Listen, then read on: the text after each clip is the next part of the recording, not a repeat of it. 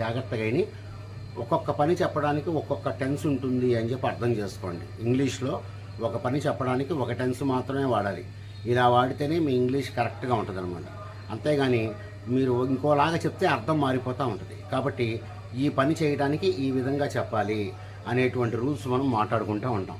ఇప్పుడు చూడండి, మొత్తం ఆల్ 12 టెన్సెస్, రైట్.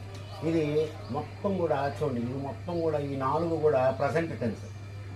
ఈ 4 ప్రజెంట్ టెన్స్ కానీ 1, 4, 7, 10 ఈ 4 ప్రజెంట్ టెన్స్. 1, 2, 3, 4 ఈ 4 కూడా పాస్ట్ టెన్స్. 1, 2, 3, 4 ఈ 4 కూడా ఫ్యూచర్ టెన్స్. అంటే ప్రజెంట్ టెన్స్ని 4 రకాలుగా డివైడ్ చేశారు, పాస్ట్ టెన్స్ని 4 రకాలుగా డివైడ్ చేశారు, ఫ్యూచర్ టెన్స్ని 4 రకాలుగా డివైడ్ చేశారు అని చెప్పి మనం నేర్చుకుంటాం. కాబట్టి మొత్తం మనకి